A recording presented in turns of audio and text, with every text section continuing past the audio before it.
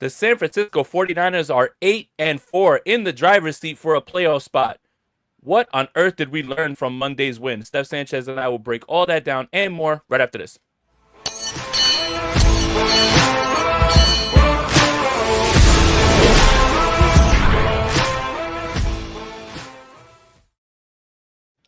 I'm Jason Aponte. That's Steph Sanchez. This is the Bully Ball Podcast on the Gold Standard Podcast Network, the only 49ers podcast that is going to lead Thanksgiving in La Novia questions. Steph, how are you? Yeah, that's crazy intro. I'm good. I'm good. Doing better these days. And hey, with 49ers winning their last two, I mean, I think we all got to feel pretty good about that. It's a Victory Tuesday today. It's a new one. Yeah, and for anybody that doesn't get what I was putting down, in Latin households on Thanksgiving, there's generally a older Latin woman, older Latin gentleman who is going to ask you "y la novia," meaning and your girlfriend if you show up alone, right? But it would be messed up if I told that woman, "Doesn't your husband have a side piece?" Or a whole other family or something like that, right? So just mind your business. Like, Latin households get contentious on Thanksgiving, so that's where the clapbacks come from. Maybe that's why I'm so ready to go at anybody who kind of talks crazy to me, because I've been dealing with it my whole life. But Steph, since we're talking about Thanksgiving, what are some of your favorite dishes, go-to dishes on Thanksgiving? Well, I love my mom's turkey. Like, my mom makes the best turkey you can ever get. It's not dry at all, like no chance of that whatsoever. White or dark meat? She makes the whole freaking. No, but turkey. what do you prefer? I don't care. I don't care. I'd Wow. take it, and then pan con pavo. Days after, we cooking. So I do love that, but it has to be my mom's turkey. And then for sides, I actually have come to really like sweet potato casserole with the marshmallows. Maybe you call that a dessert. Like, sometimes you use that as a side, sometimes it's a dessert. But man, that is so good right there. And also I love a pecan pie. So yeah. And for the people that don't know, Steph and I are the Latin representation on the network, right? Steph, you're the from DEI hires, I think. Yeah, we are the DEI hires. What is your background? I'm Salvadorian. Salvadorian. Okay, soy Boricua, Puerto Rican. Shout out to Bad Bunny. So for me, on Thanksgiving, we don't do turkey and stuffing and all that stuff. Like, it's pernil and arroz con condole and patelitos and pateles. Like, I've been to other traditional Thanksgivings, but it's not cranberry sauce or none of that ever really. So yeah, I don't know. Stuffing? I guess yeah. I'm sorry. Yeah, like stuffing. Yeah, like No, I'm good off that, right? Like, my Thanksgiving consists of 4 or 5 meals, loud salsa music and bachata y dembow, while we're huddled around the TV watching football, and there's a bunch of older Latin people playing dominoes and yelling at each other. It's a great time. Literally Thanksgiving, that's what it's about. But before we get into everything with the 49ers, I just want to ask you, how did you do this week in our fantasy league? Because I took the big L by not starting Jameis Winston over Lamar Jackson. Thanks a lot, Lamar. Dude, I had Lamar in one league, and yeah, I've been on a losing streak, and I think there's a correlation there. Also, Hampton has been hurt in that one, and I feel like I've lost every week since Hampton's been out, which hasn't been great. But in our league, Jay, I took a win, and I really needed that because I was starting to slide in that league just a bit as well, just because of all the injuries my team's going through. I got another injury. Kamara's out now, so yep. Devin Neal is a big pickup tonight. Dump the fab. Not in our league. Well, I mean, it's dynasty, but I'm just saying, in redraft, I'm dumping the fab on him, man. Oh yeah. And that makes sense. But at least I got the win. But you said you lost? Yes, I lost because Jameis Winston outscored Lamar Jackson. Who could have seen that coming? But if you know, you know. The app that we play our Dynasty League on, and I play all my leagues in, Sleeper. The NFL season is here, which means you now have a chance at 1,000 times your cash on daily fantasy football. Pick stats like touchdowns, passing yards, receiving yards, fantasy points, and more for up to 1,000 times payout on Sleeper. Get your picks right, and you could win big. And for a limited time only, new users will get a free $20 entry. And don't forget, if you use promo code GSP, you'll get up to $100 match on your first deposit. Terms and conditions apply. See Sleeper's terms of use for details. Currently operational in over 25 states. Check out Sleeper today. Okay, Steph, The San Francisco 49ers are 8-4, and by far the most interesting 8-4 team I think I've ever witnessed based on the injuries. And one thing that I'm going to give the San Francisco 49ers a ton of credit for is this year they are winning games when things are not perfect. Yeah. And many of their games have not been perfect. And it almost felt like anytime something small has gone wrong in past years, last year, not 2023, 2023 was a magic carpet ride. Last year, it would derail the entire game. Mm-hmm. Now, this 49ers group in 2025, it doesn't matter what happens. Turn the football over a bunch, win the game. Defense give up a bunch of points, win the game. They're just finding different ways against different opponents to win games. I am very impressed with the way this team, no matter what is thrown in front of them, no matter what adversity is thrown in front of them, they are winning games, man. What an interesting 8-4 team. That's what I'll say. Well, even as the season started and even the first 3 games, right? You kind of looked at some of those games and just how the game script went, or just like something that would go wrong, and you thought to yourself, had this game been played in 2024, that's an L, because the 49ers, for the life of them last year, just could not figure out how to get a win without things going perfectly, right? So I think they showed that pretty early in the year, but of course, as the season has gone on, they've been thrown into more adversity, more injuries, right? And they continue to, I think, surprise us. Like 8-4, I think that's a testament to just the complementary football that we're seeing from the 49ers special teams, suddenly, being one of the strong points of this team. Robert Saleh having this defense continuing to roll, even with all the injuries happening there. And, I think the offense headlined by Christian McCaffrey, who, while he doesn't have the same rushing efficiency as he has had in years past, still getting the job done in the only way he knows how. And that's just, both as a pass catcher and a rusher. So, I think it's been awesome to see just like the resiliency that this team has. And, I think it's carried them into wins, just that alone. And hopefully it could carry them to some more and into the playoffs. They're right in it right now. Yeah, that game basically put them in the 90th percent, playoff probability. And why that is because their primary opponents for those spots are all going to be playing each other. Green Bay and Chicago have to play each other a bunch. They're going to kill each other. They can't win or that's why that win was so important. The 49ers needed to have that win. And I think they understood that. And as the game went on, and we're going to talk about the game, obviously, as the game went on, that felt like a game where the 49ers said, we cannot let this one get away from us right now, because Chicago has to play Green Bay. Green Bay has to play Chicago. They all play Detroit. They're all going to beat up on each other. It doesn't matter who all wins those games. Somebody's going to lose, and they're going to start dropping out of it, right? That's what's got the 49ers in the driver's seat. But let's get right to it. Let's get to the quarterback play. Steph, if we rip the name off of the quarterback, and I told you through 21 games a quarterback had 23 interceptions, you would say? My God, is that Jimmy Garoppolo? But I mean, not really, right? Like, we were all thinking it. Okay, maybe not all of us. Some of us are too optimistic for our own good. But for one Monday night, I was totally back to I had this PTSD of the helicopters where when the ball left the screen, I got terrified. And that's the first time I've ever felt like that with Brock, and it happened on Monday. Yeah, I mean, that's where things have been trending with Brock Purdy, and it's scary because I think we remember how it felt with the Jimmy Garoppolo era, and we do not want to go back to that. I mean, even just the way the game changed from the offensive play calling standpoint after the 3 interceptions. Even that reminded us of a Jimmy Garoppolo game plan, right? And, you could sit there and say, well, it's what worked for them in that first drive. And that is true, but you still typically would have Kyle Shanahan having his quarterback take some shots here and there to, just put the nail in the coffin, I guess you could say.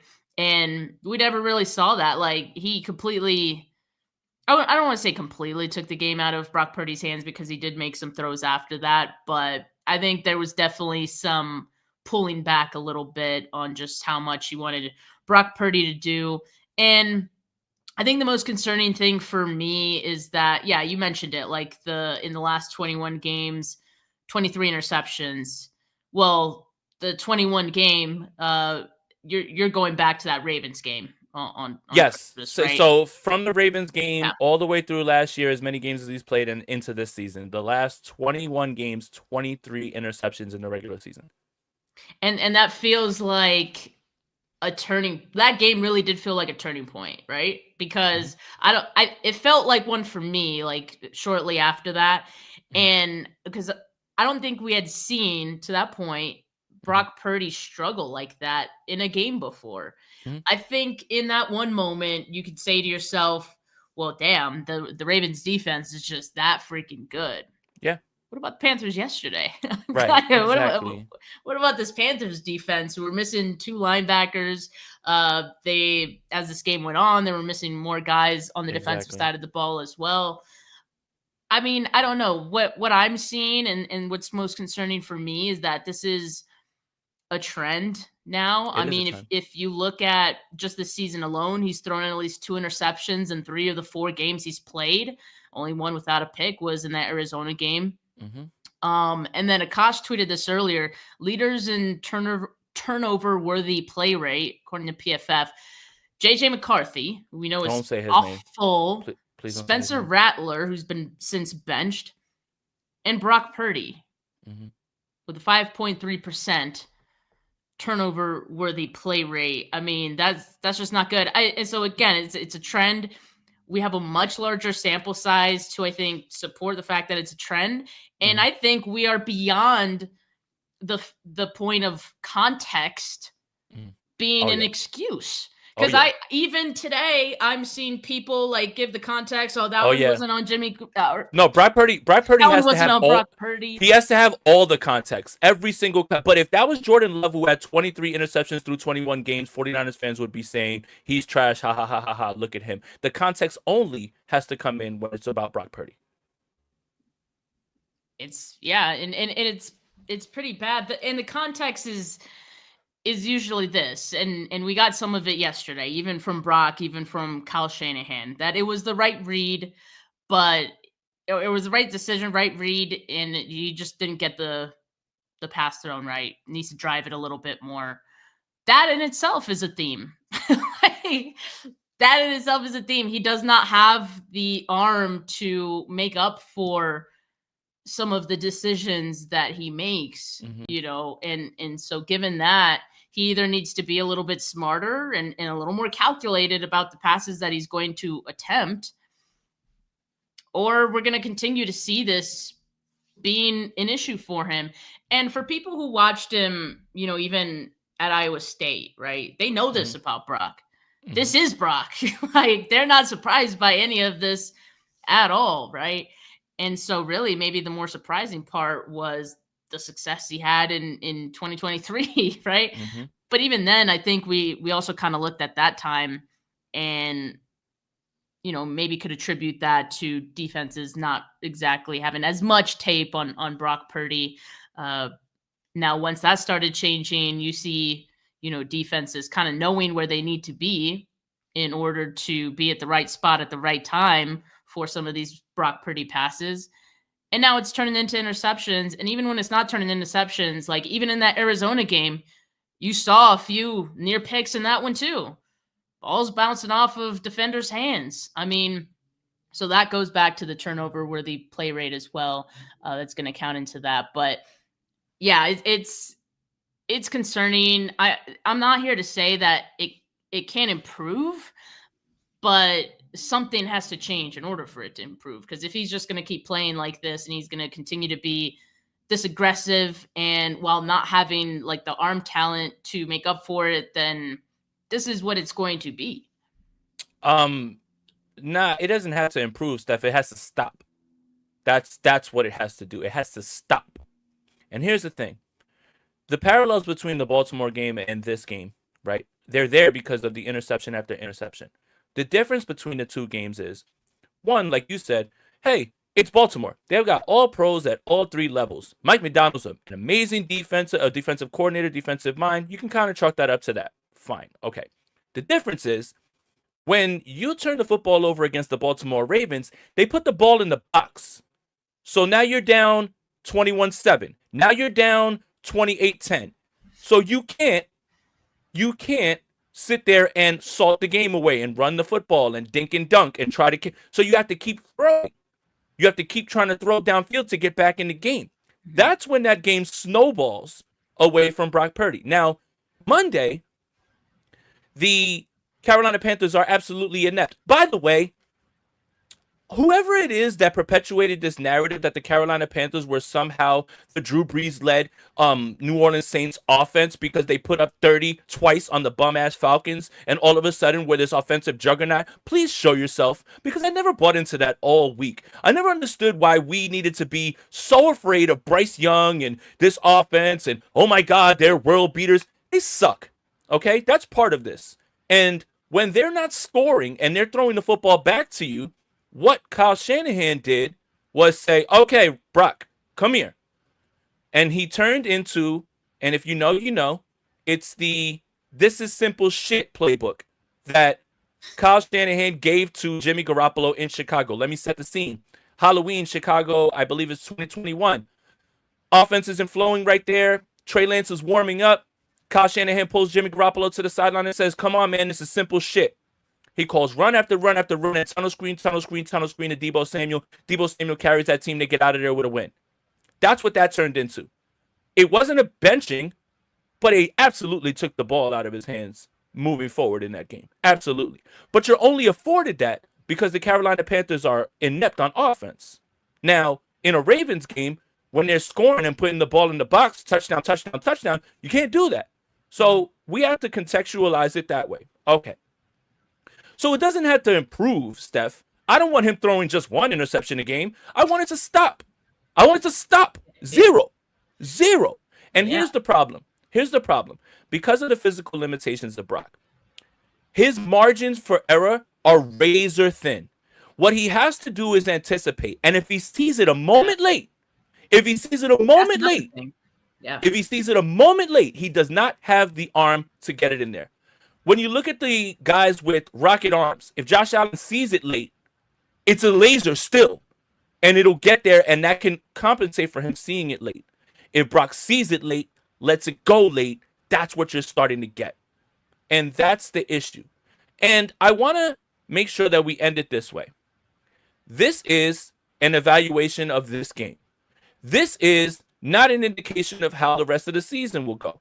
This is a fair, concise observation of how Brock Purdy played, because I'm tired of people saying, well, you praised him the week before and you did it, and now you're saying he had a bad game. He had a bad game, objectively. A bad game. And if you don't think he had a bad game, you're burying your head in the sand. But when you play well, we'll say you played well, just like we did against Arizona. When you don't, we're going to say you don't. But that doesn't mean that he can't turn around and do the funniest thing against Cleveland. Now, look, I'm nervous about that game. But if he goes out there and he puts up 4 touchdowns, I'll say he played well. And the way that you make this game go away, Brock, the way that you make this game go away and become an afterthought in your evaluation of the season is to play better moving forward. Do not turn the football over. Play within yourself. Make sure that you're taking the free money. Stay on schedule. Make sure that you're not putting the ball in harm's way. You can't be a gunslinger when you don't have the gun. That's the part that people don't understand. I'm tired of that. Oh, he's a gunslinger. You have to have the gun. You're missing that part of it. So in this game, the 49ers won, but Brock Purdy played poorly. And that's all. Nothing more. Nothing less. It's cover your ears. Earmuffs, 49ers fans. He had a bad game. Just like everybody does. Josh Allen has played poorly. He played bad against Houston. I have no problem saying that. Lamar Jackson played poorly last week. I have no problem saying that. When you play well, you'll get the praise. When you don't play well, you will get the criticism. And that's how it is, and that's how it should be for every single quarterback. I don't know why we need to pull punches when we go into talking about Brock Purdy. It's not black or white. There's gray area, but when you play poorly, we're gonna call it out. That's it. That's all. It doesn't need to improve. Just stop throwing interceptions, dude. Please. Yeah.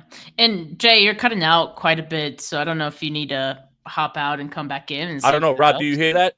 Is that what he's saying in the private chat? Yeah. Yeah, you're All like right. frozen right now. I don't even know what's I going can on. hear All right. you, but All right. just come back.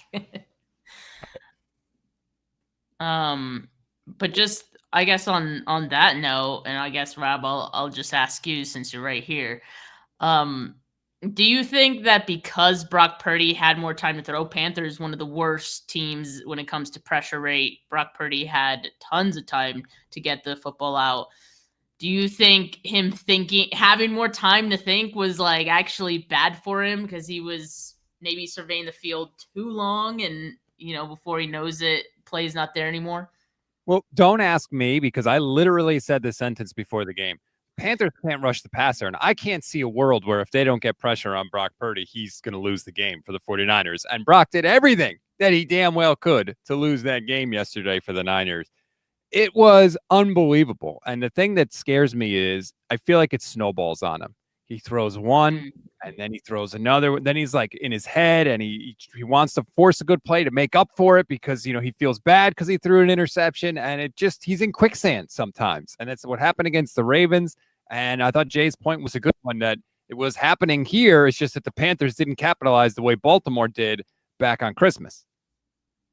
Well, yeah, they didn't capitalize, but also let's give credit to the defense because 49ers defense did, I think what they needed to do as well and capitalized on the Panthers' mistakes. And we got Jay back. Is that better? You look a little bit better. Yeah, you look a lot better, actually. I don't know what the hell's going on.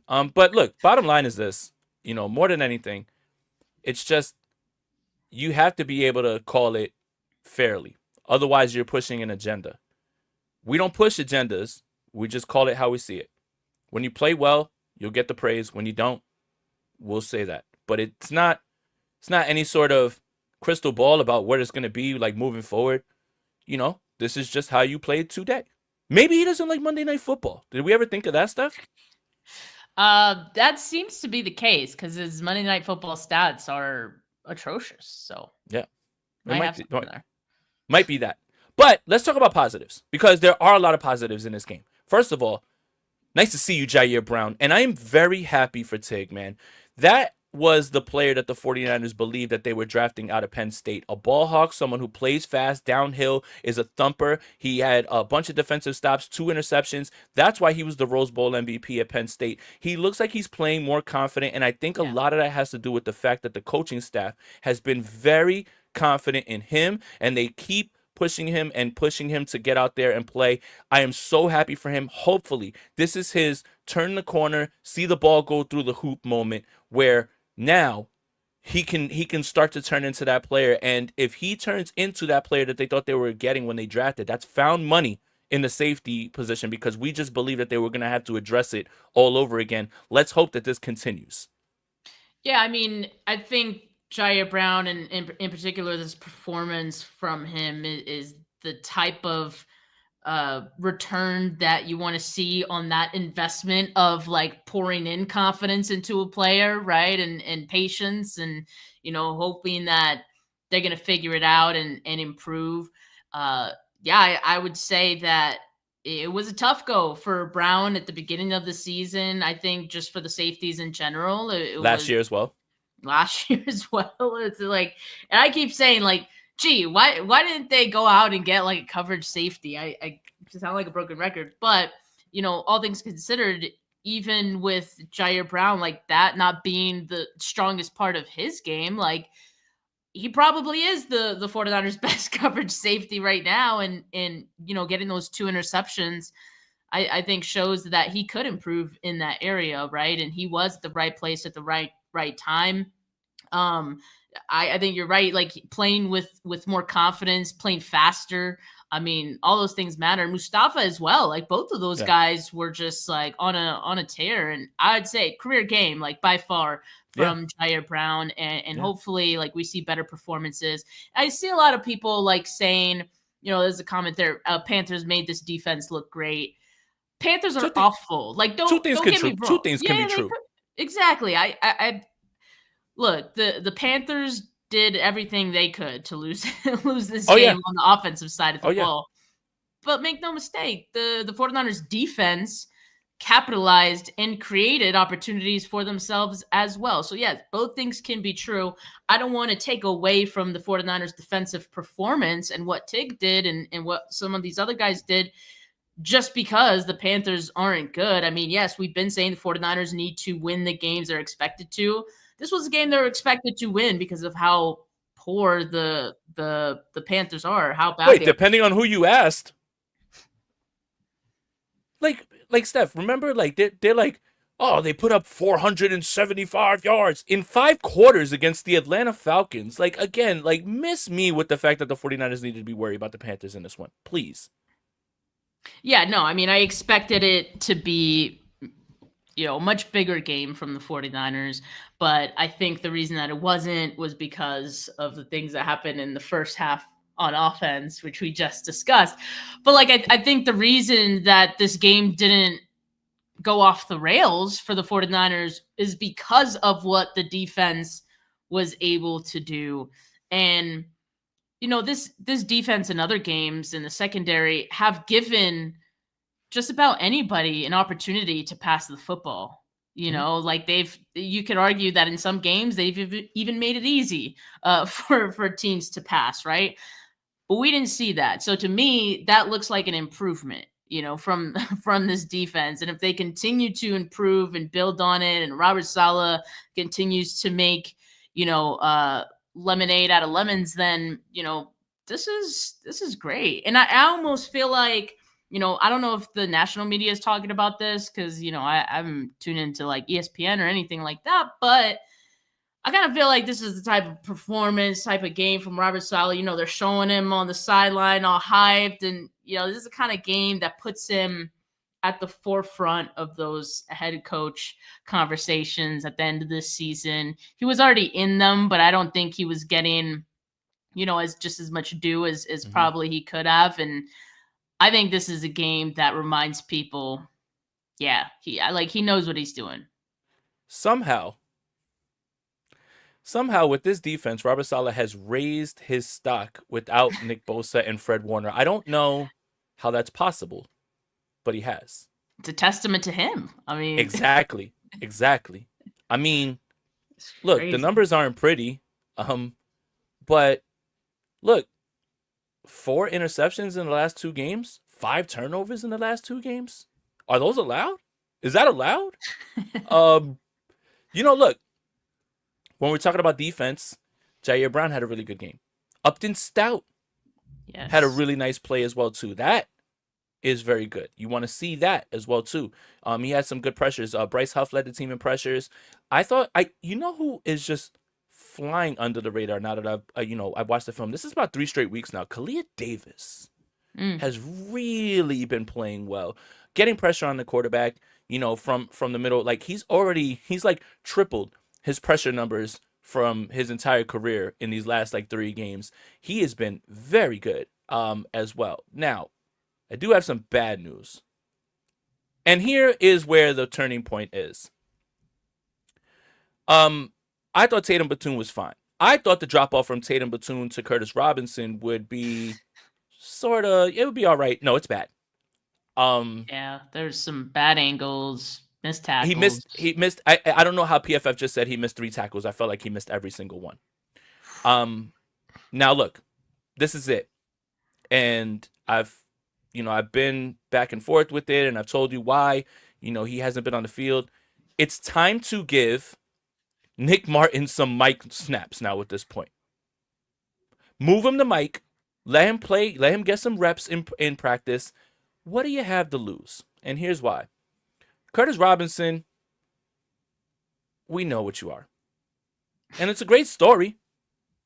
But if I'm going to watch somebody whiff on tackle after tackle, and it's not in the name of development, and it's just a veteran who's making mistakes, I'd rather see Nick Martin out there. I'd rather see Nick Martin play. I guarantee he won't miss all those tackles. Now, look, hopefully Tatum Batoon is back. That's what I came away from with this defense. I'm just like, please, God, let Tatum Batoon come back as fast as possible. The bye week couldn't come at the right time. But if you're going to roll with Curtis Robinson the rest of the way, and let's just say in a worst-case scenario, Tatum Batoon is not going to be ready, for a while, dude, at what point do you just put Nick Martin at Mike and just give him some burn and get him out there? Because you're not learning anything with Curtis Robinson. Like, now I'm telling you that you need to get Nick Martin on the field, because now this is ridiculous. You're literally playing everyone but him. I know for a fact that he won't be as bad as Curtis Robinson was on Monday night. I mean, Curtis Robinson is your third string. Of course. There's no allegiance to him to keep him out there either. Exactly. This isn't some roster politics thing playing out.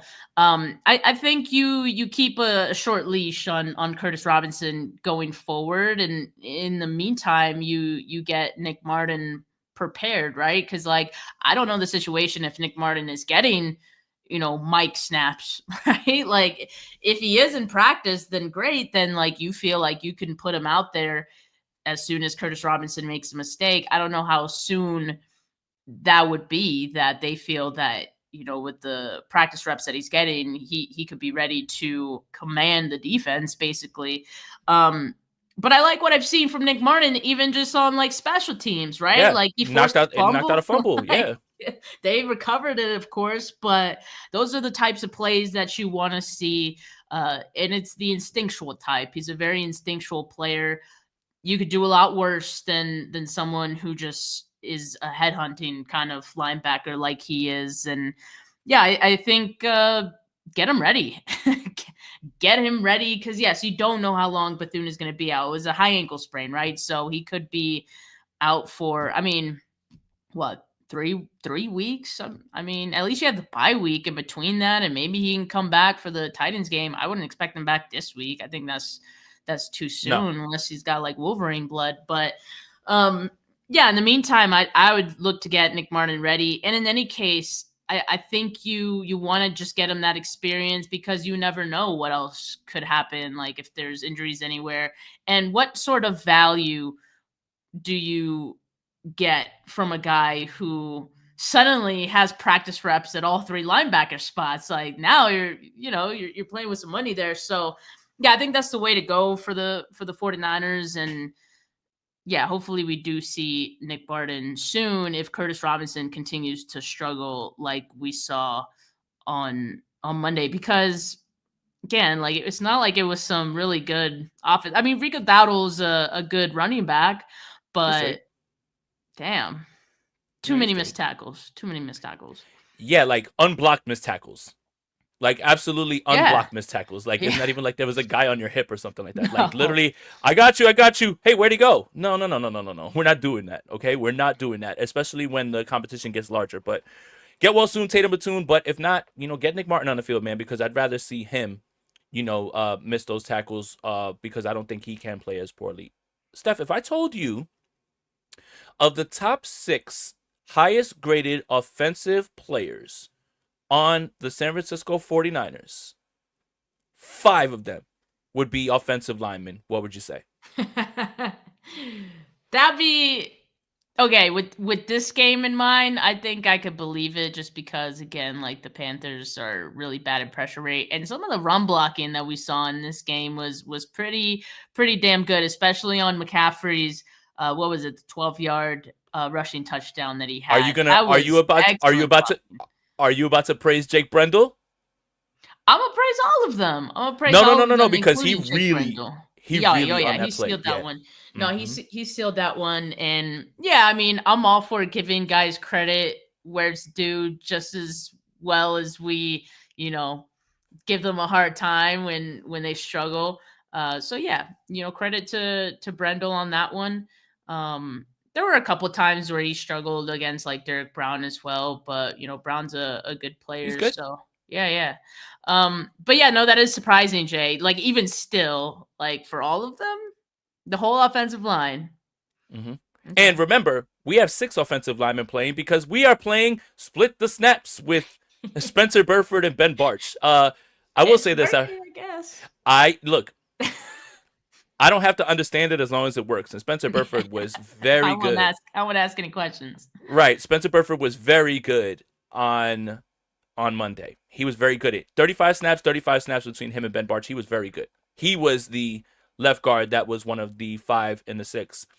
Daniel Brunskill. Woo. Colton McKivitz, highest graded run blocker. The biggest development. And I think this offensive line since week 9 has gelled very well and played very well. You know, obviously you can't really get to that when the 49ers got blown out by the Rams. You're not going to heap praise on the offensive line just because of how that game went. Dominic Pooney's turned the corner. 100%. Yeah, that's been big. That's huge. He's fully healthy. Since week 9, he's given up 1 pressure and 1 hurry in every game. That's all since week 9. He's completely turned the corner. And I believe he is the 7th highest graded guard in the NFL right now since week 9. He has completely turned the corner. That is a very good development and just proof that he was playing through an injury. Trent Williams is Trent Williams, obviously. But yeah, Spencer Burford had a very good game. Watching the tape, he was very good in this game. Colin McKivitz, highest graded run blocker. Shout out to the offensive line. You know, we have to give them credit. Since week 9, they have been great. Now, batten down the hatches because the guy who is looking to break the sack record, he's on your head right now on Sunday. So Godspeed, you know, but we'll worry about that when we get there. Christian McCaffrey, George Kittle, shout out to you guys. Really, you know, again, it's you guys. It's always you two. And when this game went to, you know, the strip down game plan, it was run the football with Christian McCaffrey. It was play action boots to George Kittle. It was throws on soft coverage, right? You know, like they stripped away any downfield throws. It was kill the clock. Let's chip away at this thing. Let's move down the field. Christian McCaffrey, George Kittle were the ones that were engineering that. 9 touches for Christian McCaffrey in the first drive of the game. So much for saving him. I do want to give praise to Brian Robinson. Every time he touches the football, it looks like he's going for about 6 or 7, and he's either breaking tackles or falling forward. Guy runs angry, man. So shout out to him as well too. I want to make sure that we get the positives out of the way because everybody is hyper focused on the elephant in the room is, you know, how Brock Purdy played.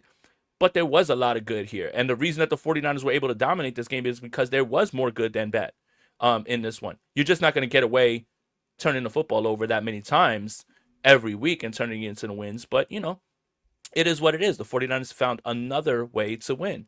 So shout out to Christian McCaffrey, who Christian McCaffrey leads the NFL in receptions. I don't understand it. A running back. A running back. A running back. A running back. Not Jamar Chase, not Justin Jefferson, not Jackson Smith and Jigba, who's literally like he's not on this planet right now. It's Christian McCaffrey. Insane. This season, again, this is going to go down as one of the most interesting seasons, I think, in the Kyle Shanahan era, just based on how they've been winning, the adversity that's thrown at them. And, you know, just this season has just been bonkers, up and down. The 49ers have won 2 in a row, though. And they get, you know, Cleveland. So I don't really want to, not too much on Cleveland right now. You know, I kind of want to just enjoy my Thanksgiving and this week, you know, like not too much on that. Okay, so that's how you feel about it. Yeah. I mean, you know, we've got time to talk about it. I'll get to the preview on Friday. Don't look at the weather. You know, and forget about, you know, who the defensive coordinator is for Cleveland. And, you know, you might feel a lot better about this game, but we'll get to that when we get to that. You know, by the way, you and I were talking on Twitter. The San Francisco 49ers had last win in Cleveland was November 11th, 1984. For reference, the president of the United States was Ronald Reagan. I don't know what to do with that information. Let it be known that Unc, your man Jason, was born 6 days prior to that last win. That's how long ago. Damn, Unc. So, yeah, I don't know, man. Just one of those crazy stats. Couldn't believe it when I saw that.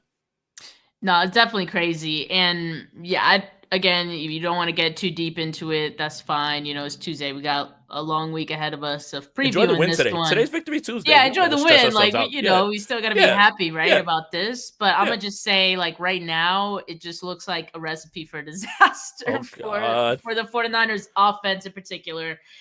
On defense, like if you look at, the Browns offense and you think about the fact Shador Sanders is going to be starting, like, I mean, I think the 49ers defense could be okay. Yeah. But the question is more so the offense. What are they going to be able to do in this one? What is Brock Purdy going to do? What is Kyle Shanahan going to do? Is Christian McCaffrey going to have the same type of game he had this past week? I don't know. Is offensive line gonna have the same game they had this past week? I don't know. And yes, I did take a peek at the weather, and as of Tuesday, it's not looking like a good opportunity for Brock Purdy to bounce back. I'll just say that. Okay, optimism is this. Okay, at least it's not rain. It's snow. So snow and rain is different. I saw rain. I saw showers. That's what I saw. I saw snow. But it is what it is. Let me see. Rob. With the AccuWeather forecast, it does look like precipitation 40% is not bad. Light rain. It is a 10 a.m. game too, so maybe 1 p.m.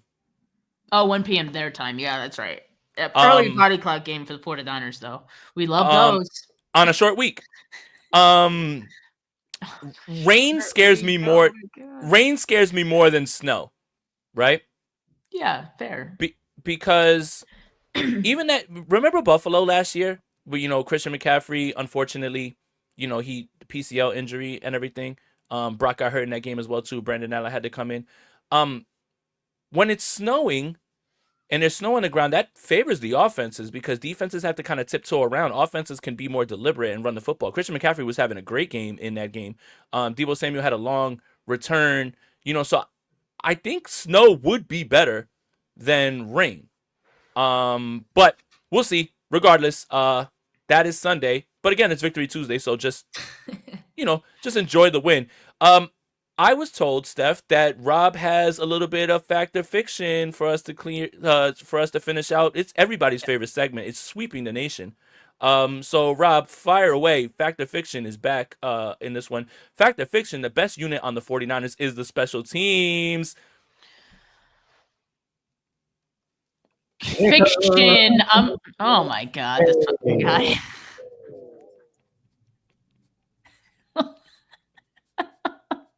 Don't interrupt me with that, Rob. Oh, perfect. Perfect.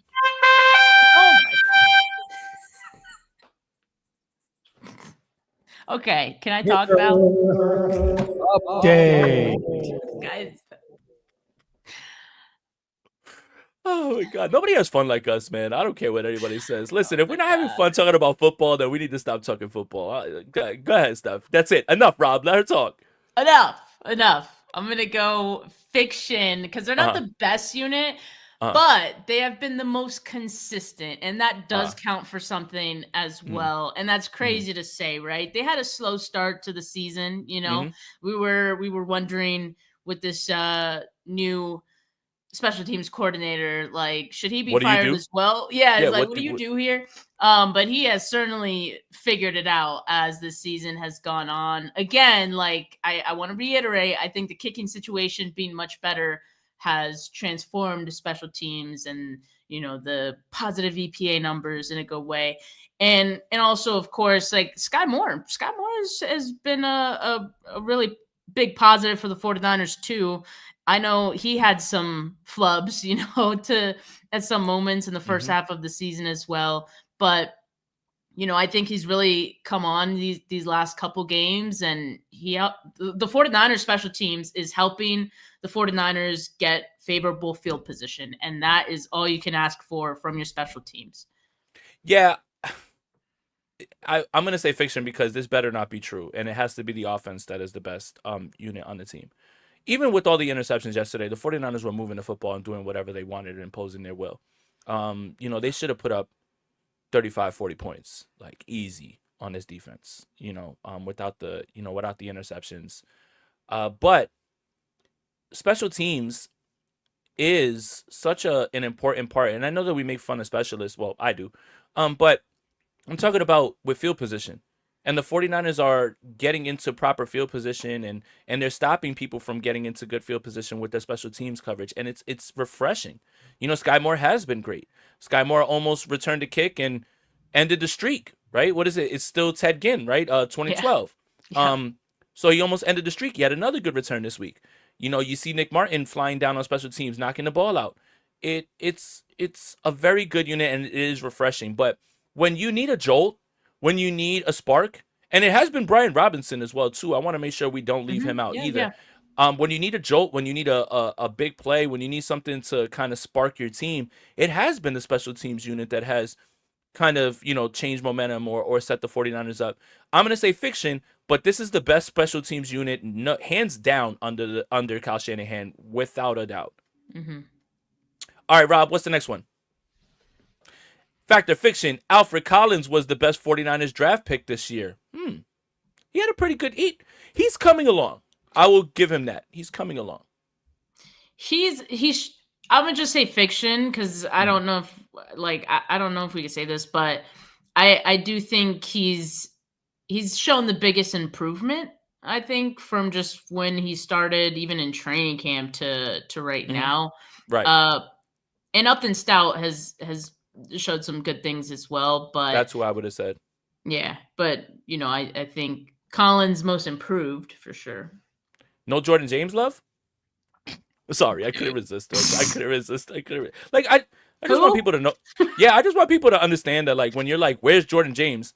If we're talking about that Brian Robinson can't even get snaps, what's the point of bringing up Jordan James? He's never going to see the field. It's McCaffrey and it's Robinson. That's it. So I just thought that was funny. All right. What's the next one? This is definitely fiction. It is Upton Stout. Good call. Fact or fiction, Ricky Pearsall still isn't healthy. This is fiction. He's healthy. They're just not connecting right now.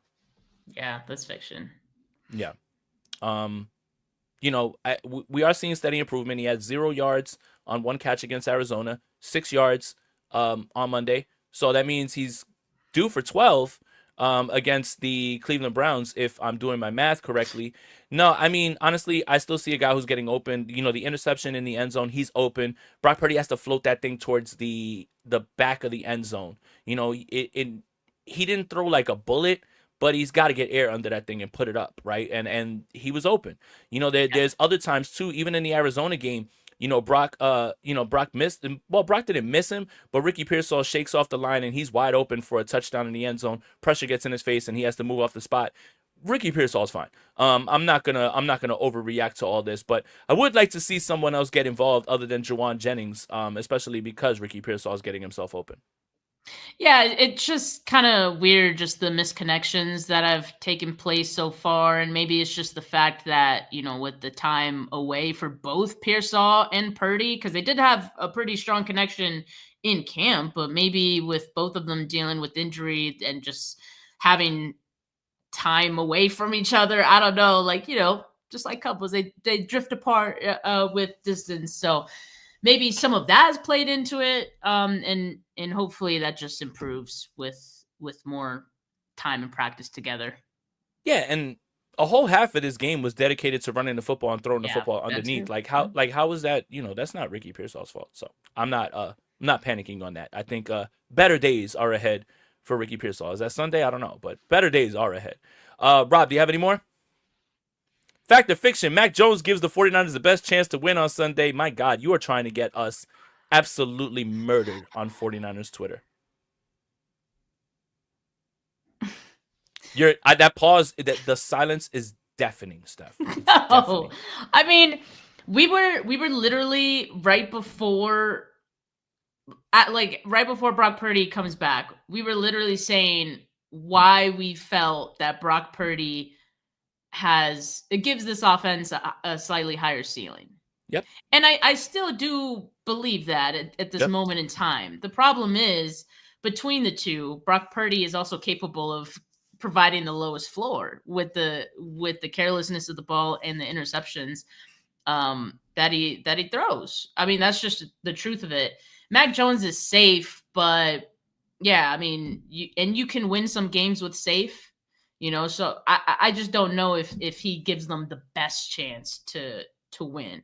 That being said, if Brock Purdy has a horrible game, and of course this one comes across our screen after a 3 interception performance, Rob knows what he's doing. Yeah, it makes it a little harder to argue our original point, I guess. But I'm gonna stay with that. Like, Brock still gives the team the higher ceiling, which means that he does give the 49ers the best chance to win, but he also provides the lowest floor. So make of that what you will. That wasn't the question, though.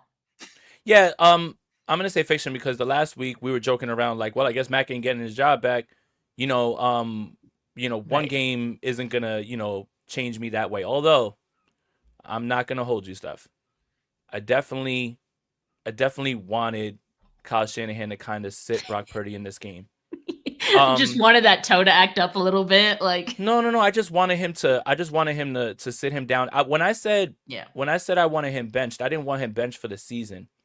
You said you wanted him benched? I said bench him. After that third interception, it looked like his head was spinning. It looked like he had not played a down of football in his life. I said what? Oh, go ahead. No, and I just wanted him to settle him down. Just like say, listen, just relax. Max got it. We'll get back to it next week. But look, they were afforded the luxury to be able to go to the Jimmy Garoppolo game plan and not force the ball like they did in Baltimore against Baltimore because Carolina was so inept. So essentially, it wasn't a benching, but it was Kyle Shanahan saying, no, the leash is super short. We're not throwing anything down the field. I don't trust you today. You don't have it. Just much like a pitcher. If a pitcher's curveball's not working, stop throwing it, right? So he saw the path to victory. He said, let's get out of here with a victory and we'll worry about next week. And that's what he did. So when I said during the game, sit him, it wasn't sit him for the season. It was watching his head spin and him look like a guy who just was like, what the hell's going on? Like he's never played football in his life. And that look, and then after the interceptions, he throws one right to another guy that goes right through his hands. And I'm after that one, he wanted to throw fourth. So after that one, I said put him in a straitjacket. I don't know if that's the same thing from what you were saying, Jay, but yeah, I was just about done at that point as well. Yeah, so I just look. It is what it is. The 49ers, Kyle Shanahan did what he had to do to win the game. And that's why he's doing such a phenomenal job this year coaching. He's able to strip it down. He calmed him down and he got him, and he got his team on track. So, yeah, but the Brock Purdy still gives the 49ers the best chance to win every Sunday, So, moving forward. Rob, what's the next one? Shedeur Sanders will be the best QB on the field on Sunday. Oh my God, yo! Come on, Rob. Oh Why do you my hate us? God, Why do you hate us? man. So I will say this before I pass it to you. Shedeur Sanders threw a 50-yard touchdown. I just watched that game on film too because I'm trying to prepare for the Browns. Threw a 50-yard touchdown on the run. He threw a screen pass to Quinton Junkin for like 60 yards for a touchdown. Or was it Dylan Sampson? I'm sorry. Sampson. And that was like all of his yardage. Everything else was in the middle of the field. I was happy to see him play well because there's so many people that want to see him fail for whatever reason. Like, I have no dog in the fight. I really don't care whether Shedeur Sanders is good or not. He doesn't play for my team. But let's pump the brakes. He definitely wasn't like groundbreaking. Just because he was the first Browns quarterback in 30 years to win his first NFL start doesn't mean that we need to automatically anoint him. It just means the bar is in hell when it comes to the Cleveland Brown quarterback position. So yeah, I'm gonna say fiction on this one because if Brock's not better than Shedeur Sanders this week, then we've got another thing to talk about. I think Brock Purdy is capable of having another awful game on Sunday. But if Shedeur Sanders looks better than Brock, that would just not be good. I could see it, honestly, just because of like the matchup. Shedor's going up against the 49ers defense. Brock Purdy's going up against the Browns defense. So, the math there says that this could very well happen. But I still think, the 49ers defense could make life difficult for Sanders, enough so that Brock Purdy should be able to be the best QB. But it's going to be ugly, I think, from both quarterbacks. Like, we are in for an atrocious game on Sunday. Like I said, not too much on Sunday. But I want to say this, though. If we have concerns about Brock and in the weather, why don't we have those concerns with Shedeur Sanders, who doesn't have a strong arm himself and isn't athletically like super gifted? Like, why is it? Does he have bigger hands? Doesn't matter. He has a noodle arm. What are we like now? What are we like? Both teams have to play. Shedeur Sanders does not have a rocket arm. No, I mean, he doesn't. But the reason that rain plays a factor in for Brock Purdy, at least, is because he doesn't seem to have like that same sort of grip on the ball as you would like. And that, I think, has to do with his hand size and him just being smaller. I don't know about Sanders' situation. I know his arm isn't strong either, but I will say grip this. The ball? I will say this. In 2023, that game, Brock was struggling with accuracy. He had a gotta have it drive at the end of that game against Cleveland, and he set up that stupid kicker to win the game, and he missed it. That's right, dude. That game pissed me off. He did actually. Like, it was a bad game, but he did have that drive. What would we be saying about the weather? At least we have Matt Gay now, right? Yeah, I mean, but what would we be saying about the weather and Brock Purdy if the idiot kicker can make a kick? Because he literally drove them down the field when the same thing. They drove him down. He drove them down the field in a and the game was not going his way. A gotta have it drive. And he went straight down. And the idiot kicker missed. He who shall not be named. So I think it's a little bit from column A and column B when it comes to the weather thing, right? The narrative would not be as loud if the idiot makes the kick. So, whatever. Don't show it. It still doesn't take away the fact that he played poorly in the rain. I get he had a game-winning drive. Still played poorly. Don't show it. Also, if we lose monetization on this video because Rob wanted to show that kick, I will throw hands. Oh yeah, 100%. I will say this.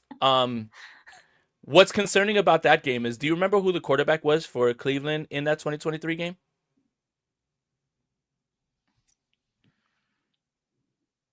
Who was it? PJ Walker. Oh my God. What the hell, dude? I don't know how that makes you feel, how did they not win that game? I'm pissed. I'm more pissed. You're pissed off all over it? Well, remember, Trent Williams and Debo got hurt during the game. Trent Williams was fighting before the game, but yeah, I was thinking back to that game, and I just thought about it right now, and I was like, I forgot PJ Walker started in that game, man. That's hilarious. Rob, do you have any more fact or fiction, or is that it? Are we done? Kyle Shanahan will give Myles Garrett the Aaron Donald treatment on Sunday. Are we getting Daniel Brunskill back to lock him up? Because that's what the Aaron Donald treatment used to be. Well, yeah. If you just mean that they're gonna go straight at him and run straight at him, then maybe. But I don't know. Some guys you could do that against. I don't know if Myles Garrett's one of those guys. Oh God, I don't want to think about this game. Myles Garrett is the perfect player. Like, yeah, I don't want to think about this game. He's literally a creative player. I don't want to think. He's had like more sacks over 3 weeks than the 49ers have had on the season. I don't want to think about this game, man. Stop, Rob. Look, I guess my best strategy would be pray. Praying might help. I think Myles Garrett is one of those one-of-one players that, like I like to say all the time, right? When in basketball, when Steph Curry, goes for 45 points on your head, the defense and the opponent isn't like, man, who's number 30? I didn't see that coming. No, it's because he's in a world of his own. And that's what Myles Garrett is. There is no stopping Myles Garrett. There is no slowing him down. The problem is that you've got to keep him limited to the point where those sacks aren't strip fumbles or they're ending drives, and he's gonna get his. He's Myles Garrett. Like I said on the last show, he's the best I ever seen. Sorry. Every week he just keeps on. He's on his way to breaking the sack record. Yeah, he's 5 sacks away. He could feasibly get it on Sunday. Like, that is in the realm of possibility when we're talking about Myles Garrett. Right. And last time that they played, Trent Williams left the game, but the problem is that Myles Garrett doesn't line up one place. He's going to line up everywhere. So everyone, yeah. Right. Everyone has their work cut out for them. Mason Graham has been playing well. Malik Collins has been playing well for them. I don't piss me off, Malik Collins. Like, seriously, man. But they've got a very good defense. I mean, they've got the number 2 overall defense, and Houston was the number 1. So the 49ers will go up against the 2 top defenses in the NFL. But the idea that the 49ers are going to stop Myles Garrett, I think we should take out of your mind. You just have to try to limit the damage because he's just one of those one-on-one players, and he's just going to get his. And again, that's no indictment on the 49ers offensive line. Every single offensive line that faces him has a problem guarding the best player that I've ever seen at that position. So it's not an indictment. Those guys get paid too. That's the other thing. Like, it's not hard and he got paid a lot. Yeah. Well, he said he wanted to win, which, what a liar you are. So yeah, Malik Collins' revenge game on deck. Oh God. Rob, do you have any other fact or fiction, or are we done? And maybe we can get into, like, real quick, because I know it's like past an hour. We can get into some Brandon Aiyuk talk. Yeah. We're good. All right. Steph, I don't know what's going on. I haven't known what's been going on for weeks. All I know is my bullshit meter has been going off all year. Maybe it's the New York. You called it. Maybe it's the New York in me. But I can smell bullshit a mile away. And every single time that Brandon Aiyuk was brought up to either John Lynch or Kyle Shanahan, it's word salad, it's bullshit. So the problem is this. Now I have an issue with listening to John Lynch and Kyle Shanahan speak and taking it as gospel for this reason. You voided his guarantees in July, and you went to the podium every single day and was asking, like, yeah, everything's great, and, he's on schedule, and, we're hoping to have him back. And then as soon as this story comes out by Diana Rossini and Mike Silver, now it's like, yeah, well, that definitely happened. And, it's like when you catch someone cheating in a relationship. Oh, I'm so sorry. Are you sorry because of what you did, or are you sorry because you got caught? And where would we be if Diana Rossini and Mike Silver didn't come out with this? So, pardon me if now every time John Lynch or Kyle Shanahan gets to a podium that I do not take what they say at face value. And I have lost all trust in anything that they have to say moving forward because they withheld all of this and just made it seem like everything was going according to plan in roses when it has been nothing but weird. And the word that I continue to use is bizarre. What do you think, Steph? I think I try to give them the benefit of the doubt. I wanted to believe them, so I did for the most part. I was a little suspicious, but again, just wanted to believe them. This is why I end up in relationships way much longer than I should be. Let's talk about it. Yeah, let's break this down. But let's no, break it down. Really, it's just that I should be familiar with the 49ers game by now. Yeah. And you're right. Sometimes you can kind of get a sense for when they don't want to give too much information on something, and especially if they're saying the same thing every single time. But what I thought about that, Jay, was just that, hey, like, there really isn't an update on Brandon Aiyuk. Like, that's just how I was just like, oh, maybe he's just not ready to come back yet because that he's getting closer. They said that like it feels like 5 weeks in a row, right? Getting closer.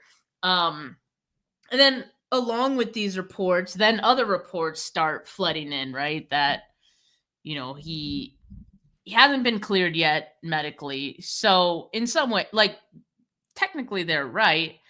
But what incentive does Brandon Aiyuk have at this point to be medically cleared and then have to play at all this season. Would you play for a team that voided That your is guarantees? exactly what I'm saying. You would not. You would not do it because the risk of injury is too much. And he knows that. The 49ers know that, but they wouldn't care at this point. They've already gotten their money back for the 2026 season. So it wouldn't be a huge risk for them, especially seeing as how they seem content on trading or not trading him, just flat out releasing him after this season. That's a part that I find, I guess, craziest in all this, that I thought that maybe they would look to trade him. Now, the report of this, I'm sure they're thrilled that all of this came out, because had it stayed on the hush hush, they could have probably looked to trade him again at the end of the season and just pretend everything was rainbows and it just didn't work out, or like, he just wanted to protect himself. They could have come up with anything. But now that all of this has come out, and now the reason that he's not playing. I mean, if I'm a team who's interested in a wide receiver, I've been interested in Brandon Aiyuk in the past, I am not touching this with a 10-foot pole. And maybe there's only few teams who would be interested in Brandon Aiyuk right now. At least Brandon Aiyuk is happy. I mean, someone should be happy in this whole situation. What's weird, though, is that the 49ers probably happy, too, because they got some money back. And at the end of the day, that's really all they care about in this entire situation.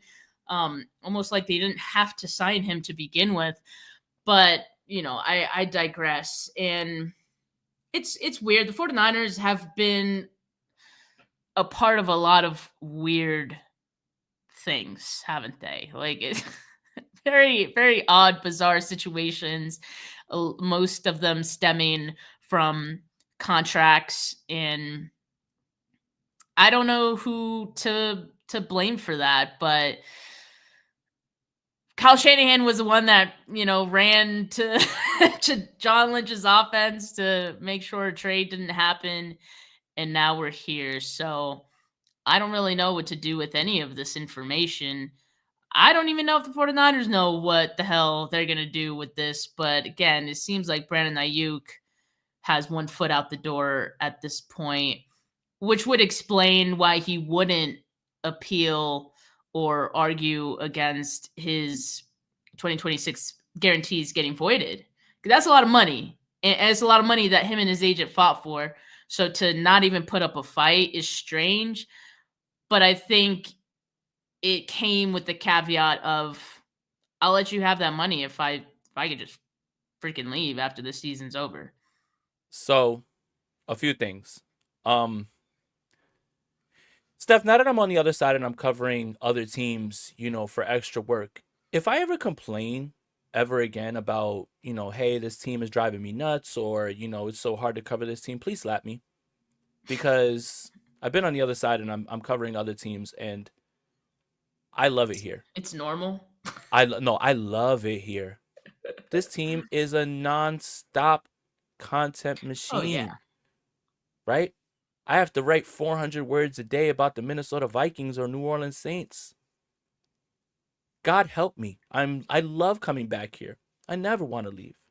Now, here's the thing. The San Francisco 49ers played damage control this weekend when they said, we still want to get him on the field. Well, why do you want to get him on the field?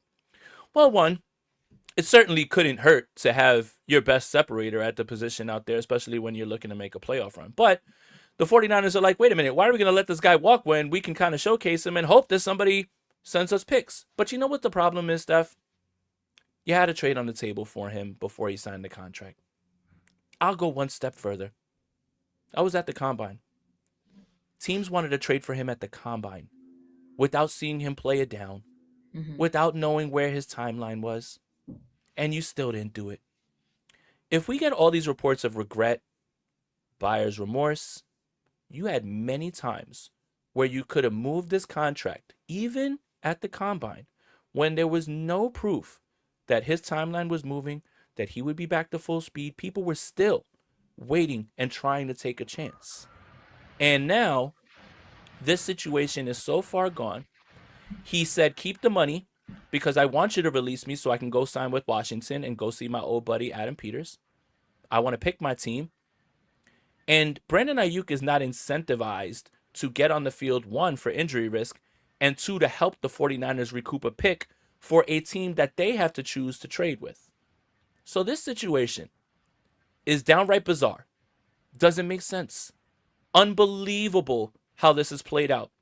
I've never seen a situation like this. And if you're a wide receiver, and I'm talking to you, Ricky Pearsall, if you're a wide receiver who is hoping to get a second contract, Godspeed.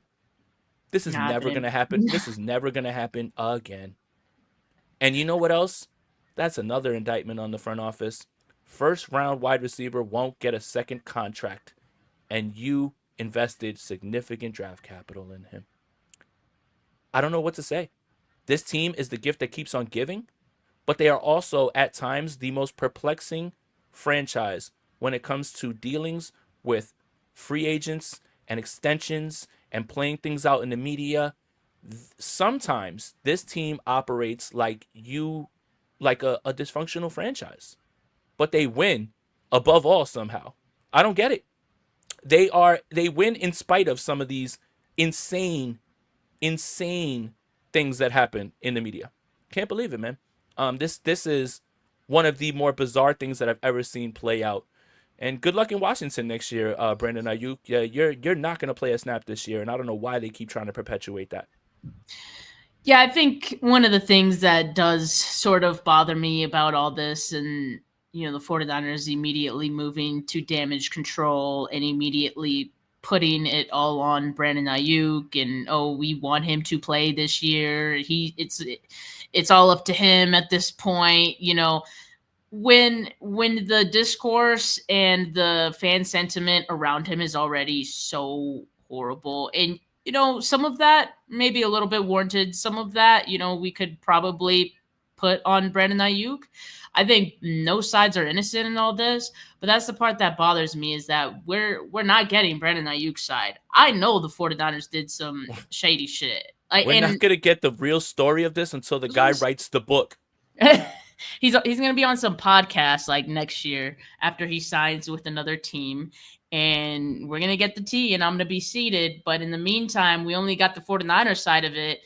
And I don't know for a fact that the 49ers did something shady, but I am just assuming, because after getting a deal as big as Brandon Aiyuk got, and for there to still be turmoil in so much contention in this relationship, I think something had to have happened to set that off, probably from both sides. I mean, so yeah, I guess in some ways we could have seen it from a mile away that this was never going to work out between both of these parties, and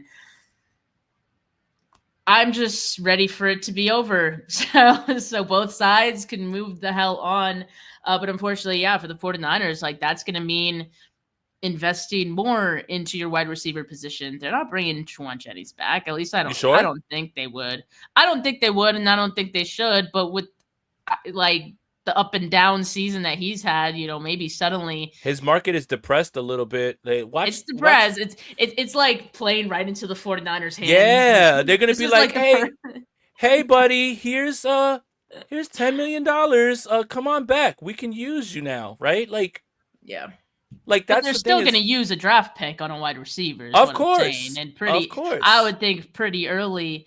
And that's unfortunate because, I look at this team and I think you got some other needs as well. But this is how they want to play it. So they're gonna lay in the bed they made. Yeah. Look, if I ever say, like, hey, man, I'm tired of this or whatever, this team is giving me a headache, snap me right out of it, because, my God, man, this team is nonstop. We're never going to get the right answer to this, or the correct answer, or the real answer, until someone writes a tell-all book. Because, like everybody says, there's their side, his side, and the truth. And that's right in the middle. And we're never going to know really what happens. So, and we might as well address this since we talked about Juwan Jennings. Someone invested in family jewels in Jennings. Listen, our friendly neighborhood crash out actually had a valid reason to crash out this time. And he's going to get fined, but he's not going to get suspended. Trevon Moehrig did. But you know what? Generally, I'm like, control yourself, Juwan. This time, 100% valid crash out. You don't do that to a man. And if somebody did that to you in the streets, you got to catch the hands. Oh, like, that's crazy. Yep. That's crazy. Yep. Yo, bro went full Mark Hamill in Jay and Silent Bob Strike Back. I don't know if you've ever seen that movie where they're all right. Oh God, I hope Rob could find it or whatever. I'm But sure Rob is. Mark Hamill plays a character in the movie where he has like a giant hand and all he does is punch people in the junk. Like that's literally what Trevon Moehrig did, like right there. So look, it is what it is, but that's a valid crash out, man. Juwan Jennings, I completely support you, my friend. I think you don't absolutely let that happen at all. So. All right, guys, we appreciate you joining us for this Tuesday evening. I hope you enjoyed your Tuesday evening. I hope you guys, enjoy your Thanksgiving as well. I hope you guys are safe, spending time with your family. If there's someone that you need to call that you haven't spoken to, please do. Time is short. That's the only thing that really matters is time and making sure that you let everybody know that, you're giving them the flowers where you can. So, Steph, I hope you enjoy your Thanksgiving. We're getting close to the end of the year, so another year doing this as well with you, which has been great. But I hope you enjoy your family. I hope you enjoy your food and everything. Enjoy your football as well, too. So, again, like and subscribe to this video on YouTube. Make sure you guys are subscribed to the Gold Standard Podcast Network wherever you get your audio podcast. Make sure you follow Steph on Twitter at Steph49K. Follow me on Twitter at JasonAponte2103. And, we both have YouTube channels. You might want to check those out as well, too. But, Steph, I appreciate you as always. I had a great time here with you, a little bit longer than we thought, but you know what? We had a lot to get to and talk about. So for Steph, for Jay, we're out of here. Peace.